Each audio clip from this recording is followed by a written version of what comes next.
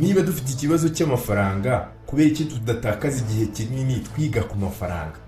Uyu munsi tugiye kuvuga ku gitabo bita The Millionaire Fast Lane cyanditswe n'umugabo MJ DeMarco avuga ko ushobora gukira vuba. Gusa ndagira ngo mubyumve neza, gukira vuba no gukira byoroshye ni ibintu bibiri bitandukanye.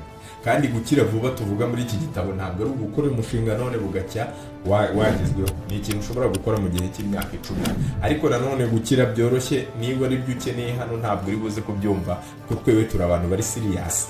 Bivuze ngo nawe niba ushaka kugira ngo ugire huva naho ugera biragusaba ngo ugire uki.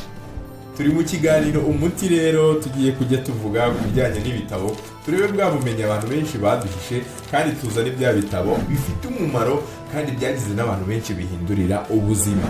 Bahaye ikaze mu kiganiro cyitwa umuti, ngiye muri kumva nitwa Torosi, iyi YouTube channel ni Torosi Films. Rero tudatinze mbahaye ikaze muri iki kiganiro umuti, murakaza neza. Toros Films.